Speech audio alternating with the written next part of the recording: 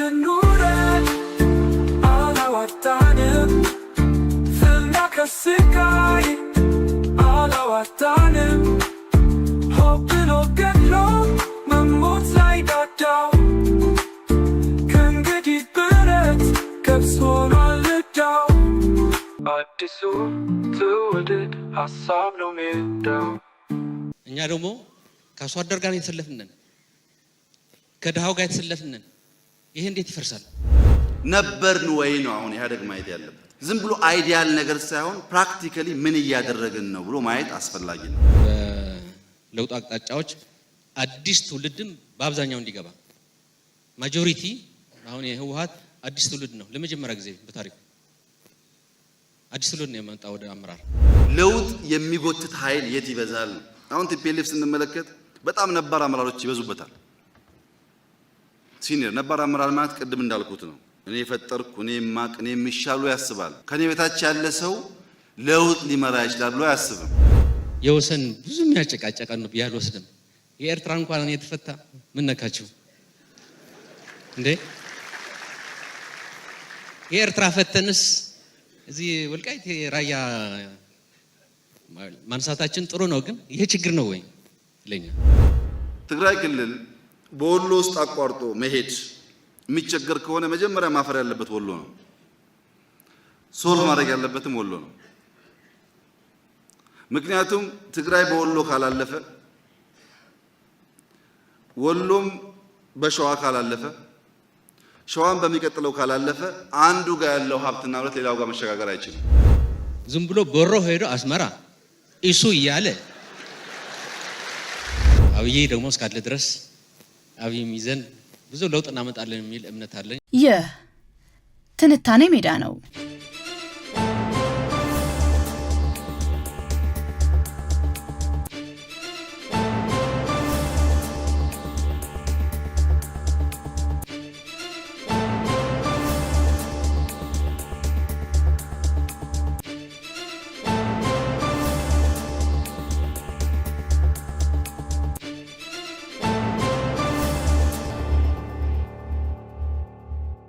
አብረን ለውጥ ለማምጣት እስከተንቀሳቀስን ድረስ ሌላ ከፍታ አብይ ደግሞ እስካለ ድረስ አብይ ሚዘን ብዙ ለውጥ እናመጣለን የሚል እምነት አለኝ አመሰግናለሁ አው ይህንን የተናገሩት በትክክል ዶክተር ደብረጽዮን ገብረ ሚካኤል ናቸው ዛሬ ላይ ቆሞ ይህንን ምስልና ድምጽ ላይ የሰው ይሄ በቴክኖሎጂ የተሰራ ድምጽ አስመስሎ የመስራት ስራ ይመስለዋል ወይም ደግሞ ሰውየው በህልማቸው ይሆን እንዲህ ያሉት ብሎ እስኪጠራጠር ድረስ ማመን ይከብዳል ነገር ግን እውነታው ይሄው ነው ዛሬ የሀገርና የህዝብ ጠላት አድርገው የሚስሉትን መሪ ትናንት በገዛፋቸው አብይ እስካለ ድረስ አብይን ይዘን ብዙ ለውጥ እናመጣለን ሲሉ በህዝብ ፊት የመሰከሩት በገሃድ ነበር የአንድ ፖለቲከኛ ትልቅነቱና ታማኝነቱ የሚመዘነው ከቃሉ ጋር በሚኖረው ቁርጠኝነትና በቆመበት መርህ እንጂ በወቅቱ ሁኔታ በሚቀያየረው መግለጫና ንግግር አይደለም ፖለቲካ የወቅቱ አየር ሁኔታ በሚፈጥረው ስሜት ብቻ የሚነዳ ከሆነ የቃላት ማታለያና የታሪክ አባይነት ይሆናል ዛሬ ወደ ኋላ ገለጥ አድርገን የምናየው ኡነታ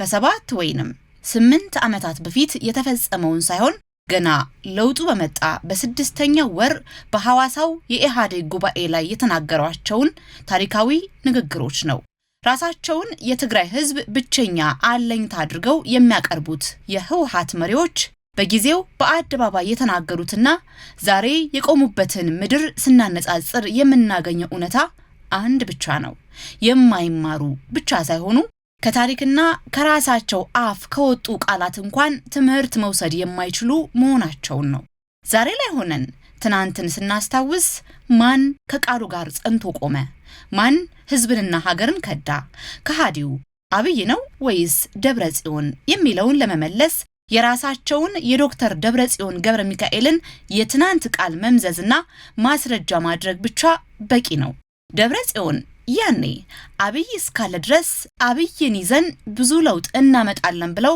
አፋቸውን ሞልተው ሲናገሩ ከጀርባው ሌላ የሴራ ገመድ እየተበተቡ እንደነበር የዛሬው ኡነታ ምስክር ነው እውነታው ግን የመሪው አቋም አልተቀየረም ጠቅላይ ሚኒስትሩ ያኔም ቢሆን በድፍረትና በቅንነት ሀገሪቱን ከደሃ ተኮር ፕሮፓጋንዳ ወደ እውነተኛ ልማት ለማሸጋገር ይከራከሩ ነበር።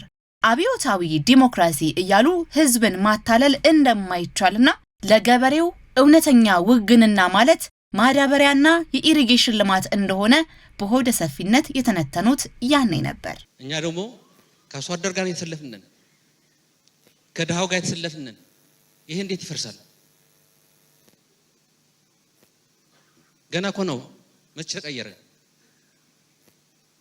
አብዮታዊ ዲሞክራሲ ሌላ አይደለም፣ አሰላለፉ ውግንና ነው። የአርሶ አደር ውግንና ሊፈርስ አይችልም። ለድሃው መታገላችን አይቀርም፣ ይቀጥላል። ስሙ ነው አብዮታዊ ዲሞክራሲ የሚያስፈራናል። አብዮት ለውጥ ማለት ነው። ቀጣይ ለውጥ ቶክስ ማለት አይደለም። ነበርን ወይ ነው አሁን ኢህአዴግ ማየት ያለበት። ከተማ ውስጥ ዘይት ይደጉማል እንደምታውቁት፣ ስንዴ ይደጉማል እንደምታውቁት፣ መብራት ይደጉማል፣ ነዳጅ ይደጉማል፣ አሁን ደግሞ ኮንዶሚኒየም ይደጉማል። ለአርሶ አደር ግን ማዳበሪያ አይደጉምም። ማዳበሪያ ለመግዛት ይሰቃያል ገበሬው።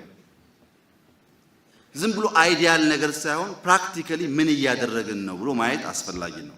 ከሞጆ ሐዋሳ የሰራ ነው ሃይዌይ ኢትዮጵያን በኢሪጌሽን ይቀይራል። ምን ያደርጋል ሃይዌይ? በኢሪጌሽን በልተን ስንዴን መተካት ብንችል ኖሮ ዶላር እያንጮህም ነበር። ሃይዌይ የሚያስፈልገው የሚበላ ሲሆን በልቶ የሚነዳ ዜጋ ያለበት ነው። 1 ሚሊዮን መኪና የሌለበት ሀገር ሃይዌይ የገነባች ለኢሪጌሽን ኢንቨስት የማታደርግ ከሆነ አልገባትም። መሬት እያለ ውሃ እያለ ጉልበት እያለ ከራያ ጀምሮ ስምጥ ሸለቆ እስከታች ያለው በሙሉ በኢሪጌሽን ብንጠቀምበት ከኛ በላይ ብዙ ሊመግብ ይችላል። ምን ያህል ሰፊ የራዕይና የሳቤ ልዩነት እንደነበረ እዚህ ጋር በግልጽ ይታያል።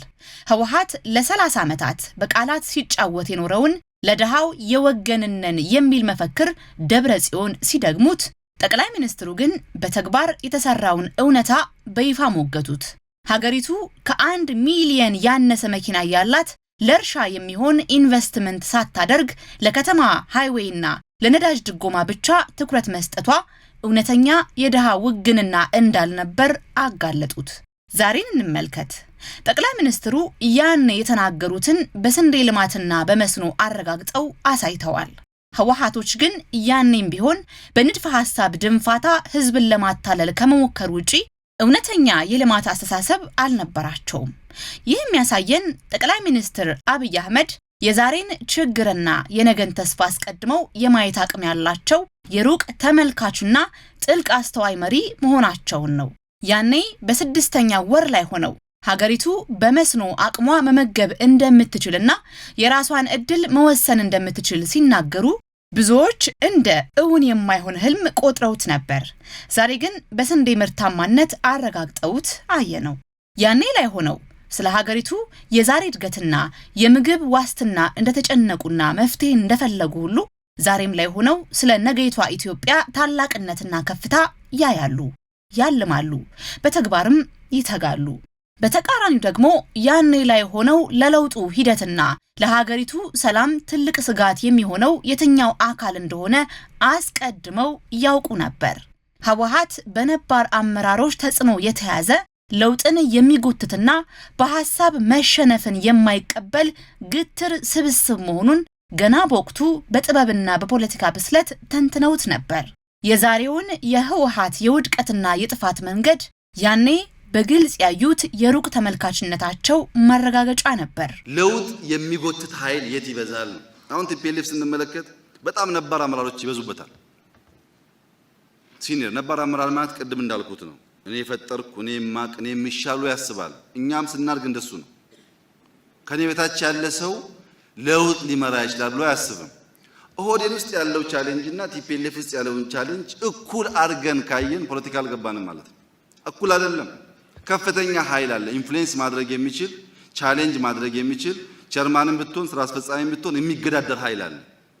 በየቀኑ እየተፋለምክ ኮንቪንስ ማድረግ ይፈልጋል። በክላሽ አይደለም፣ በሐሳብ ያ ኃይል በቀላሉ ዝም ብለህ የምታሳምነው ወይም የምታስፈራራው አይደለም።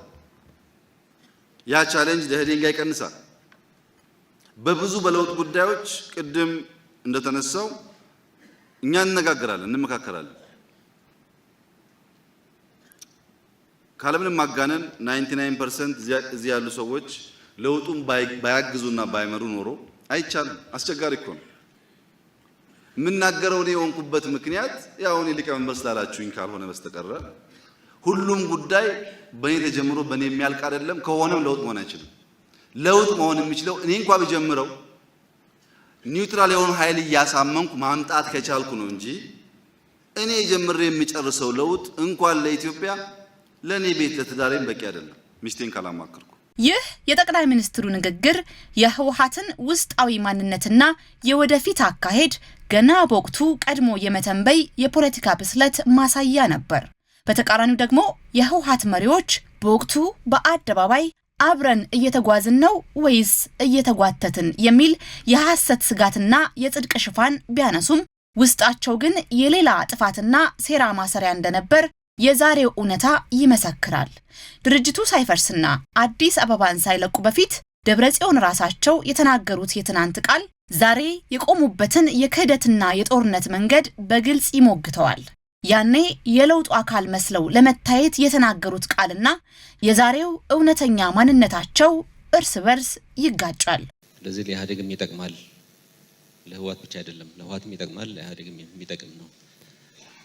አብረን ተጓዥ ስለሆነ አንዱ የሚጎትት ሌላ የሚጎተት ካለ ተያይዘን ነው የምንጠፋው። አብረን ካልተራመድ የተጓተት እንድንሄድ አንችልም፣ ልንጠፋ ካልሆነ በስተቀር። ለውጡን ለማስቀጠል ለምን የዲሞክራታይዜሽን ነው፣ የትራንስፎርሜሽን ስራ ነው። ዝም ብለን በወሬ ልንመገበው አንችልም። ቅድም ያው ሁላችን ስናነሳው የነበረ ነው። ለውጥ ማምጣት አለብን። አሁን የሚቆጠር ስለዚህ ግምገማ ብቻ መሆን የለበትም። ኢህአዴግ፣ ህወሓት እነዚህን ወደ ተግባር ድክመቶቻችን ቆጥረን ምሁራን አሳትፈን ለውጥ እናምጣ። ትራንስፎርሜሽን አልቻልንም ብሎ መገምገም በቂ አይደለም። ለምንድን ነው የማንችለው? እስቲ ሙያዊ የሆነ እንትን ያምጡ። ፖለቲካው ብቻ አይደለም፣ መፍትሄዎች አሁን እየመጡ ናቸው። ለውጥ ለማምጣት በክልል ለውጥ ለማምጣት በሀገርም እየተሰራ ነው ያለው። በጉባኤያችንም እሱ በስፋት አይተነዋል። በአገር ደረጃ የመጡ ለውጦች በለውጥ አቅጣጫዎች አዲስ ትውልድም በአብዛኛው እንዲገባ ማጆሪቲ አሁን የህወሓት አዲስ ትውልድ ነው። ለመጀመሪያ ጊዜ በታሪኩ አዲስ ትውልድ ነው የመጣው ወደ አመራር። ለአንዳንድ ሰዎች መመረጥ ነው እናርሳይ ነበር። ኮንሰርኖቻችን ጥሩ ነው ማንሳት፣ ግን እሱ አይደለም ገላጭ። አዲስ ትውልድ ነው የመጣው ህወሓት። ሽግግር ጀምሯል። የትውልድ ሽግግር ኖት መተካከት ብቻ። ይሄ ለፊውቸር ማሰብ ማለት ነው። ለፊውቸር መዘጋጀት ማለት ነው። ለለውጥ መዘጋጀት ማለት ነው። አዲስን ትውልድ እናምጣው። በብሔራዊ ድርጅቶቻችን ማካሄደናል፣ ግን ህወሓትም ገብቷል ከመተካካት አልፈው ወደ አዲስ። ስለዚህ ለለውጥ ነው እየተዘጋጀ ያለው። አዳዲስ ለውጦችን ለማምጣት እየሰራ ነው ያለው። ለውጥ ማምጣት ወይም ለውጥ ለሚያመጣ መልቀቅ ብለው በአደባባይ የተናገሩት ደብረጽዮን በውጤቱ ለውጥ ማምጣትም ሆነ ለውጥ የሚያመጣውን አሳልፎ መቀበል ሳይችሉ ቀሩ። ለውጡን በደስታ ከተቀበለውና የለውጡ አካል ከሆነው የመላው ኢትዮጵያና የትግራይ ህዝብ ጋር ከመሰለፍ ይልቅ አሮጌውን የስልጣን መንበር ሙጥኝ አድርገው በመያዝ ክልሉንና ህዝቡን አላስፈላጊ ዋጋ አስከፈሉ። የህወሓት አዲስ ትውልድ መጥቷል፣ የትውልድ ሽግግር አድርገናል እያሉ በወቅቱ መድረክ ላይ የተናገሩት ቃልም ቢሆን የነባሮቹን አመራሮች ስልጣን የማራዘሚያ ሽፋን እንጂ እውነተኛ ሽግግር እንዳልነበር ማረጋገጥ ከባድ አልነበረም። አዲሱን ትውልድ ፈልጎ ለማግኘት ማህበራዊ ሚዲያዎችን መመልከት በቂ ነው። ዛሬም ቢሆን ከ4 አስርት ዓመታት በፊት በነበሩ ያረጁ ጫካዊ እሳቤዎችና ፊቶች የታሰረ ስብስብ ከመሆኑ ውጪ የተለየ አዲስ የፖለቲካ አስተሳሰብ ያለው ፊት ማየት አልተቻለም። ህወሓት ለአዲሱ ትውልድ የሰጠው የፖለቲካ ሽግግርንና አመራርነትን ሳይሆን የጦርነት ማገዶነትንና የታሪክ ቁስልን ብቻ ነው። አለፍ ሲልም የሀገርና የህዝብ አንድነት ጉዳይ ላይ ጠቅላይ ሚኒስትር አብይ አህመድ ያቀረቡትን ጥልቅ የሰላምና የውህደት ጥሪ ህወሓቶች እንዴት በፖለቲካ ቁማርነት ይመለከቱት እንደነበር ስናስተውል የክህደታቸውን ጥልቀት እንረዳለን። ሱዳን ኑረር ብንል ኢትዮጵያን አንድ ማድረግ ይቻላል። ብዙ ጊዜ የውጭ ጠላት ፈጥረህ ነው ውስጥ አንድ የምትሆነው። የውጭ ጠላት ሳይኖር ሳንወር ኢንተርናሊ አንድነት እናምጣ ሲባል እሱን ማድረግ አቅቶን ስለ ቦንዲንግ ትግራይ ክልልና የትግራይ፣ የአማራ ክልልና የአማራ፣ ኦሮሚያ ክልልና ምንል ከሆነ አንደኛ ትግራይ ክልል በወሎ ውስጥ አቋርጦ መሄድ የሚቸገር ከሆነ መጀመሪያ ማፈር ያለበት ወሎ ነው። ሶልቭ ማድረግ ያለበትም ወሎ ነው። ምክንያቱም ትግራይ በወሎ ካላለፈ፣ ወሎም በሸዋ ካላለፈ፣ ሸዋን በሚቀጥለው ካላለፈ አንዱ ጋር ያለው ሀብትና ንብረት ሌላው ጋር መሸጋገር አይችልም። ሲሆን ገፍተን መስፋት ነው። እዚህ የሚያጋጥመንን ችግር ግን በእኔ ምክንያት ነው ብሎ የሚፈታ ኃላፊነት የሚወስድ ሰው ካልተፈጠረ ኪሳራ ነው፣ ውርደት ነው፣ ኪሳራ ነው። በጣም የሚገርመኝ ቻይና እንሄድና ትምህርት ቤት የለም፣ ሳውዲ እንሄድና ትምህርት ቤት ጤና ጣቢያ የለም ስንላቸው ጤና ጣቢያ እንስራላችሁ ይላሉ። እዚህ ደግሞ ሰላም ባስ ማሳለፍ ችግር ይሆናል። የተረፈው ትግራይ ክልል ከተረፈው ለምን አማራ ክልል ጤና ጣቢያ አይሰራም? ቻይና ከምን ለምን ኦሮሚያ ከተረፈው ለምን ሲዳማ ዞን አይሰራም? ጠቅላይ ሚኒስትሩ የውጭ ጥላት ሳይኖር ሰላማዊ ድልድዮችን በመገንባት በውስጥ አንድ እንሁን ሲሉ የወሰንና የማንነት ጥያቄዎችን ደግሞ የህዝብን ኑሮ በማሻሻልና በጋራ ልማት መፍታት እንደሚቻል አርቅቀው አስበዋል። የደብረ ጽዮንን ምላሽ እናስከትል። የወሰን ጥያቄ ለኛ ቀላል ነው እያሉ ሲያጣጥሉ፣ በውስጣቸው ግን ለቀጣይ ዙር ግጭትና ጦርነት የሚሆን የፖለቲካ ቦምብ ሲቀብሩ ነበር። ያኔ በቃላት የተጫወቱበት የወልቃይትና የራያ ጉዳይ ዛሬ ህዝብ የሚያልቅበትና ደም የሚፈስበት ቀጠና እንዲሆን ያደረጉት ለጠቅላይ ሚኒስትሩ ንግግር እንዲህ ሲሉ ምላሽ የሰጡት ራሳቸው ህወሓቶች ነበሩ። ወሰን ቅድም ደም ያለው ከተል ጥሩ ይመስለኛል። የወሰን ብዙ የሚያጨቃጨቀን ነው ያልወስድም። የኤርትራ እንኳን የተፈታ ምን ነካችሁ እንዴ? የኤርትራ ፈተንስ እዚህ ወልቃይት ራያ ማንሳታችን ጥሩ ነው፣ ግን ይሄ ችግር ነው ወይ ለኛ? ትልቅ ችግር አድርገን አንወሰድ ፕሊስ። አማራ ክልል ቢሄድ ኦሮሚያም ወይ ሊጠጋ ነው እየተባለ ነው እንጂ በተለያየ ቦታ ወደ ኦሮሚያም ቢሄድ ምንድነው ችግሩ? የህዝቡን ኑሮውን ለውጥ እንዳለው ነው። አንድ አገር ኮነን ሻሽመኔ መጥቼ ብሰራ ልትቀጠቅጡኝ ነው? ምንድነው ችግሩ? አስተሳሰባችን እኮ ነው እንትን የሆነው። ህዝቡን እንጥቀም፣ ራሳችን ነው ያከረር ነው። ባይዞ የህዝቡ ላይ እኔም ማቀዋለሁ። ይሄ ጸገዴ እየጨረስኩኝ ነው። ጸገዴ የመንገዴ ምናምን ይነሳል መሰረተ ልማት አንዱ ጎጥ ውይይት ከአብይና ገዱ ከተስማሙ በኋላ ወደ ኖርዝ ሄደው ማለት ነው ህዝቡን ሲያስረዱ አባይና ገዱ ህዝቡ ላይ አንዱ ጎጥ ነው። እኛ እንደዚህ የጋራ ፕሮጀክት የልማት እያሰብ ነው እንደዚህ ነው ብለው ሲያነሱላቸው ለኔ ሪፖርት ያደርጉልኝ። ያው ልዩነት እንዳለ ያውቃሉ። የጋራ ፕሮጀክት አይደለም መሆን ያለበት። ክልላችን የትግራይ ክልል ማለት ለኛ የሚመድብልን ገንዘብ ለነሱ ይስጣቸው፣ ለአማራ ክልል ማለት ነው።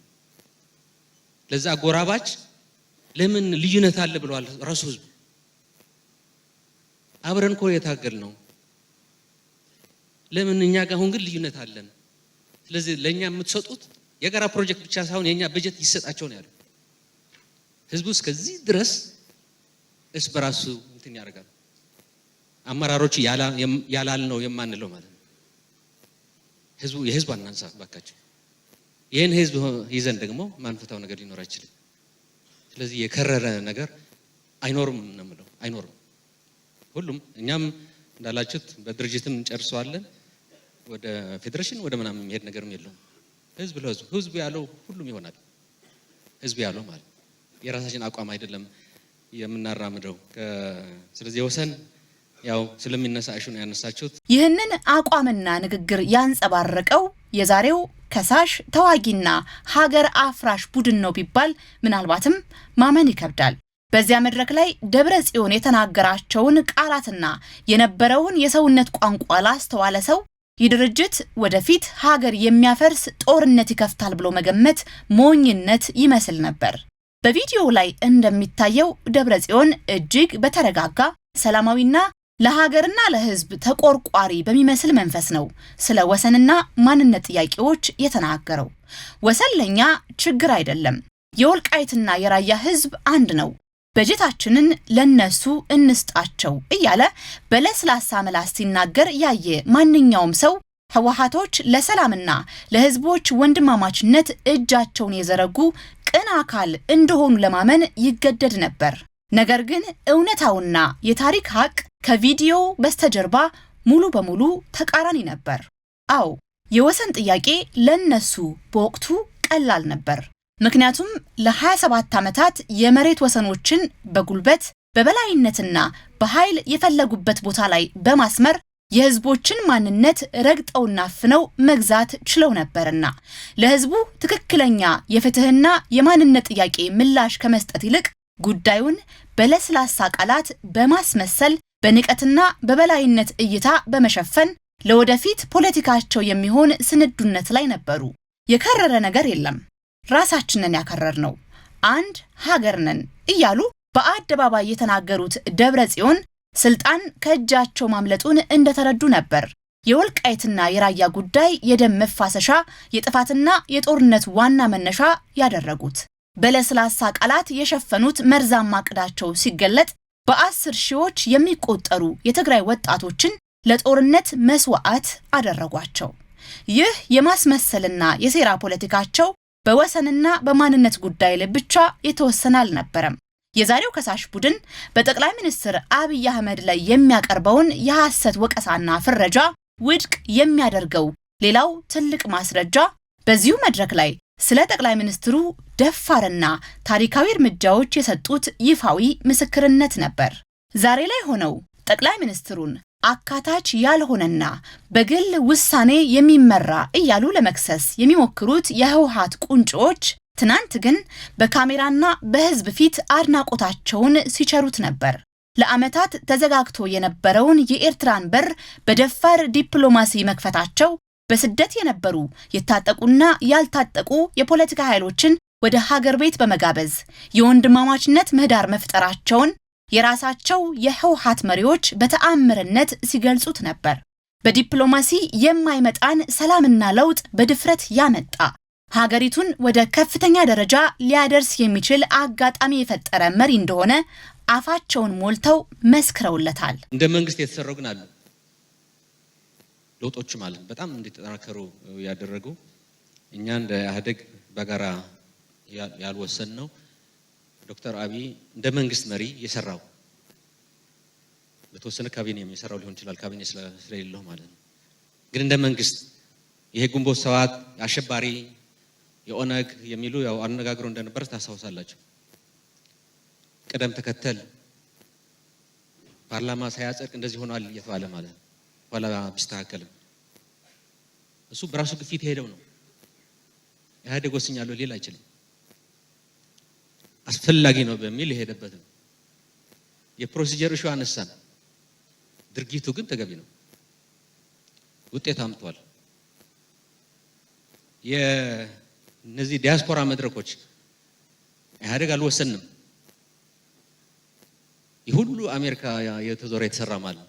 ብዙ ነገር ነው ፍርስርስ ያለው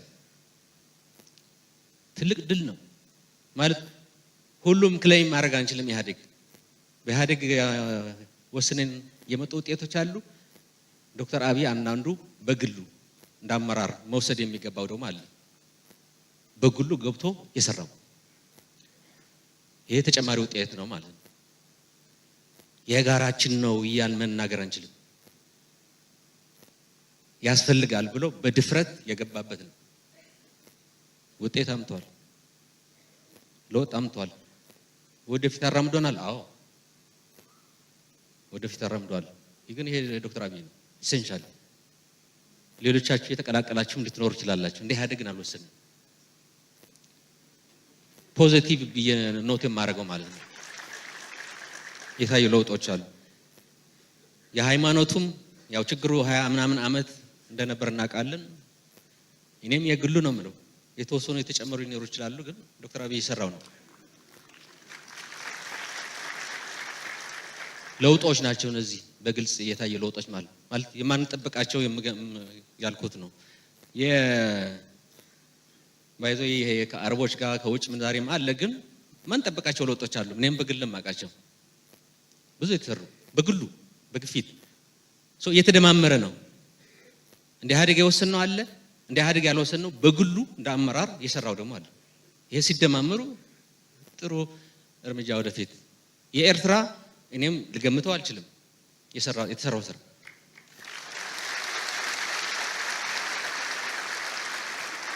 ወስነናል ሰላም ካልን ቆይቷል ማታውቁት አይደለም ዝም ብሎ ቦሮ ሄዶ አስመራ ኢሱ ይያለ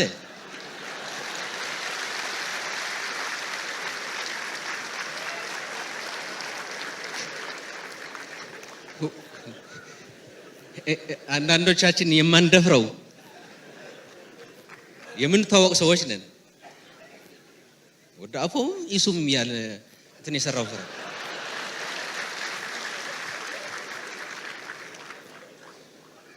ባይዞ የተራ ነገር ነው ዝም ብለን ስናየው ከላይ ግን ፕሮፋውንድ ነው የመጣው ለውጥ በኖርማል ዲፕሎማሲ የማታመጣው ይካንት እናቃቸዋለን እናንተም ልትገምቷቸው የምትችሉ ሰዎች ናቸው ወደዚህ ነው የወረደው ባድመ ካላስረከባችሁኝ አልወጣም የሚል ሰው ነው ሱሩ አውት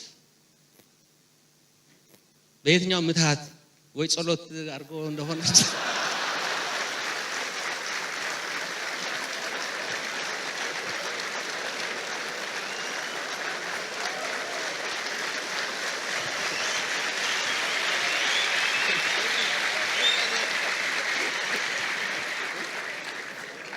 ሲሪየስሊ እኔ ማለት ግልጽ መሆን ስለምፈልግ ነው በእንትኑ በኖርማል የማይሰሩ ተሰርቷል ምንም እንትን የለውም በኖርማል ልንጠበቃቸው የማንችል ሰውየው ነው የተቀየረው ያው መጨረሻም ሰምተናል መራን ኮን ያለው ኢሳያስ በአብይ ይመራ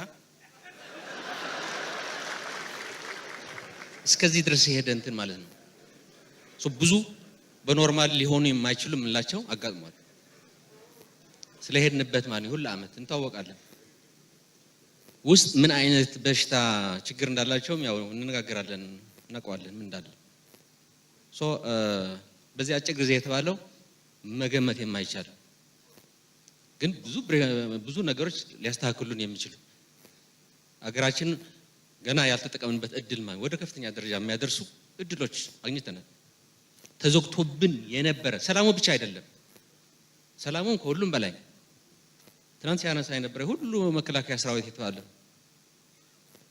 አሁን ግን ተጣድፈናል ምን ሊያርግ ነው ሰራዊት ዛቆጭ ያለው ብለን 20 አመት ሙሉ ነው ያስቀመጥነው ሁሉ ሰራዊት በቀኑ ይነሳል ምን አጣደፈን ሰራዊት ይሄ እድል ግን ማለት እንደ ኢህአዴግ ያው ሰላም ይምጣል እንጂ እንዴት ይፈጸም የሱ ነው የተጨማመሩ አሉ ብለንና መውሰድ የቢገቡን ለውጦቹ በጣም የተጨማመሩ አሁን ላለን እድል ትልቅ የበለጠ ተስፋ ማለት ነው በአገር ውስጥም በውጭም ብዙ ተስፋ የሚሰጥ ነገር እንደ ተሰራ የውጭ ምንዛሬ ሌሎች ትናንሽ ነገሮች የሚመስሉ አሉ መቼም አሁን በጀማመራቸው ዘንድሮ በዚህ ትንሽ ወራት ከቀጠለበት ብዙ ነገር ያመጣል የሚልትን አለኝ ዶክተር አብይ ዛሬስ በሀገራችን ምን አዲስ ነገር ተፈጠረ እነሱ ያኔ አፋቸውን ሞልተው የማይታመን ምትሃታዊ ለውጥ አምጥቷል ብለው ያደነቁት ጠቅላይ ሚኒስትር አብይ አህመድ ከያኔው የተለየ ምን ያጎደለው ወይም ያስቀረው ነገር አለ ጠቅላይ ሚኒስትሩ ያኔ በጀመሩት የጽናት የልማት የሰላምና የሀገር ከፍታ መስመር ላይ ዛሬም በበለጠ አቅምና ወኔ እየገሰገሱ ይገኛሉ። ያኔ በጽንሰ ሐሳብ ደረጃ የታለሙት ልማቶችና ድንበር ተሻጋሪ የዲፕሎማሲ ስኬቶች ዛሬ በተግባር ተጨብጠው የኢትዮጵያ አዲስ መገለጫ ሆነዋል። ተቀያያሪዎቹና አቋም የለሾቹ ደግሞ ራሳቸው የህወሓት መሪዎች ሆነዋል። ጠቅላይ ሚኒስትሩ ያኔም ቢሆን ለሀገር ሰላምና እድገት ሲሉ ድንበር ተሻጋሪና ደፋር ውሳኔዎችን ይወስዱ ነበር። ዛሬም በዚያው የሀገር ግንባታ መስመር ላይ ይገኛሉ። ህወሓቶች ግን ያኔም ቢሆን የጠቅላይ ሚኒስትሩን ታላቅ ሀገራዊ ስኬቶች በመሪው በግላቸው እንደተሰራ እየመሰከሩም በውስጣቸው የምቀኝነትና የስልጣን ጥማት እሳት ሲያቀጣጥሉ እንደነበር የራሳቸው የትናንት አድናቆትና የዛሬ ክስ ይመሰክራል። አቅማችን ሰብሰብ አድርገን የኛ ብቻ ሳይሆን የሌላውንም ጨምረን የወጣቱም የአርሶ አደሩም የምሁሩም የሌላውን ችግር ለመፍታት ይቺ ሀገር ትልቅ ተስፋ ነው ያላት፣ አሁንም አላት። የበለጠ ምልክቶች እየታዩ ናቸው። ወደ ከፍታ ማውጣት እንችላለን ከተባበርን። እየተራገጥ መቀሰር ወደ አንድ ቦታ ግን አይሆንም፣ ልንጠፋፋ ነው። ይህን እስከታከን ድረስ በተለይ ደግሞ አመራሮች መንፈሳችን እስከታረመ ድረስ አብረን ለውጥ ለማምጣት እስከተንቀሳቀስን ድረስ ሌላ ከፍታ አብይ ደግሞ እስካለ ድረስ አብይም ይዘን ብዙ ለውጥ እናመጣለን የሚል እምነት አለኝ። አመሰግናለሁ። ይህ ሁሉ የቃላት መደራረብ የተፈጸመው ጠቅላይ ሚኒስትር አብይ አህመድ ወደ መንግስትነት በመጡ ገና በ6ኛው ወር ላይ ነበር። በዚያ ወቅት ኢህአዴግ አልፈረሰም። የህወሓት የበላይነት ሙሉ በሙሉ አልተናጋም። ድርጅቱም በቆየበት አብዮታዊ ዲሞክራሲ እሳቤ ውስጥ እንዳለ ይታሰብ ነበር። የህወሓት ቁንጮዎች በወቅቱ አብዮታዊ ዲሞክራሲ አይነካ፣ እኛ ለድሃውና ለአርሶ አደሩ የቆምነን እያሉ በጽኑ ጥብቅና የቆሙለት ዋና ምክንያት አዲሱን መሪ በራሳቸው የቆየ መስመርና የውክልና መሪነት ስር አጥሮ ለማስቀረት በማሰብ ነበር።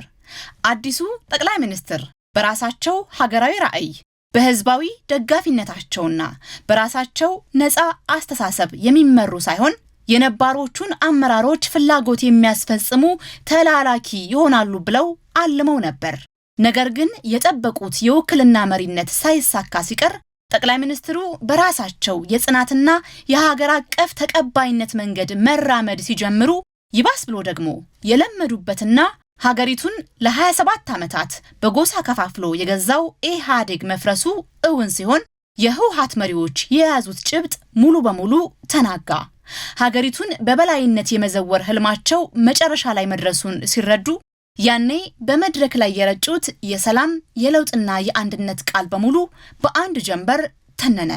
ያኔ አብይ እስካለ ድረስ ብዙ ልማትና ከፍታ ያጋጥመናል ብለው የዘመሩለት አፍ ስልጣን በህዝብ እጅ መግባቱን ሲያረጋግጥ መንግስት ህገ ወጥ ነው ወደሚል ጩኸት ተቀየረ። ያኔ ወሰለኛ ቀላል ነው፣ በጀታችንን ለነሱ ንስጣቸው ያለው አፍ በወልቃይትና በራያ ጉዳይ የትግራይን ወጣት ወደ እሳት ማገዶነት የሚከት የጦርነት ጥሪ ማስተላለፍ ጀመረ።